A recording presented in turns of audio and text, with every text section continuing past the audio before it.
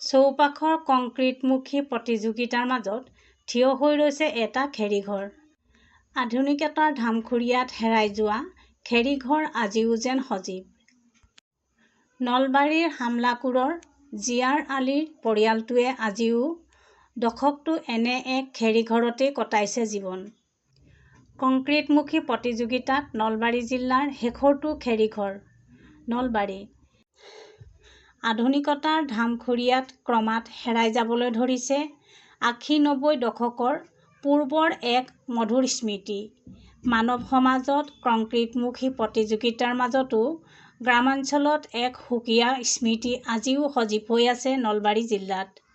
নলবাৰী জিলাত আৱাসগৃহৰূপে আজোককাৰ দিনৰে পৰম্পৰাগত খেৰীঘৰ এতিয়াও জীৱন নিৰ্বাহ কৰি আছে এটি পৰিয়ালে।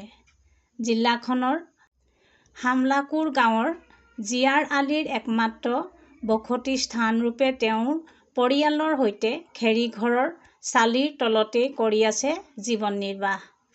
মানুহবোৰ আধুনিক হ'ল, হেৰাই গ'ল ল'ৰালিৰ বহু মধুৰ স্মৃতি।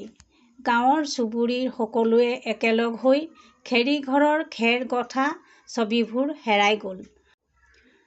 তাক যেন হেৰাই যাবলৈ নিদিয়ে নলবাৰীৰ হামলাকুৰৰ জিয়াৰ আলী আৰু তেওঁৰ পৰিয়ালে। উল্লেখযোগ্য যে নলবাৰী জিলাৰ গ্ৰামাঞ্চলত বিলুপ্তপ্ৰায় খেৰীঘৰ। জিয়াৰ আলীৰ এই খেৰীঘৰটোৱে এতিয়া নৱপ্ৰজন্মৰ বাবেও এক নেদেখা স্মৃতি সদৃশ হৈ পৰিছে। সেয়েহে আৰিকুচি লোহাৰকাঠা মূল পথেৰে অহা যোৱা কৰা পথচাৰীয়ে এখন্তেক ৰৈ ফটো উঠে বুলিও আমাক জানিবলৈ দিয়ে জিয়াৰৰ পত্নী ছাকিনা বেগমে। কংক্ৰিটমুখী প্ৰতিযোগিতাত নলবাৰী জিলাৰ শেষৰটো খেৰীঘৰ। গোলকীয় উষ্ণতায়ো জিয়া আলীৰ পৰিয়ালৰ ওপৰত একো প্ৰভাৱ নেপেলায় বুলি জানিবলৈ দিয়ে ছাকিনা বেগমে। কিন্তু দুখৰ বিষয় এয়াই যে বিজেপি চৰকাৰৰ সবকা সাথ সবকা বিকাশে আজিলৈ চুবলৈ নগ'ল জিয়াৰ আলী পৰিয়ালক। বাৰিষা কালত যদিও বাধা বিঘিনি আহে, তথাপিও বৰ্তমান সময়ছোৱাত থকাৰ বাবে এটি চৰকাৰী আৱাসগৃহ লাভ নকৰিলে জিয়া আলীৰ পৰিয়ালে।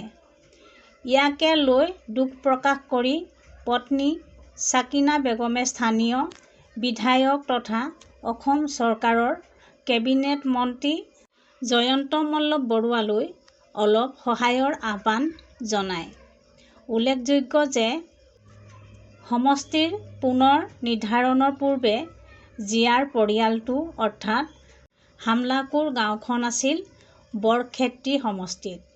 বৰ্তমান সমষ্টি পুনৰ নিৰ্ধাৰণৰ পিছত গাঁওখন নলবাৰী বিধানসভাত অন্তৰ্গত হৈছে। সেয়েহে বৰ্তমানৰ বিধায়ক তথা মন্ত্ৰীগৰাকীলৈ আহ্বান তেখেতৰ। বিধায়ক তথা মন্ত্ৰীগৰাকীয়ে থাকিবলৈ যাতে এটি পকী ঘৰৰ ব্যৱস্থা কৰি দিয়ে। জিয়াৰৰ পত্নী আৰু 2 সন্তানসহ এটি সুখী পৰিয়াল। ইয়াৰে জীয়ৰীগৰাকীক বিয়া দিয়াৰ পিছত জিয়াৰ আলীয়ে পুত্ৰৰ সৈতে 3জনীয়া পৰিয়াল সৈতে দিন হাজিৰা কৰি পৰিয়াল পোহপাল দি আহিছে। পত্নী ছাকিনা বেগমো এগৰাকী শিপিনী।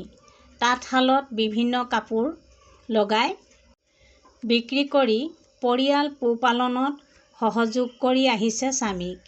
তেনে এটি পৰিয়াল চৰকাৰীভাৱে উপকৃত হোৱাটো এতিয়া সকলোৱে কামনা কৰে।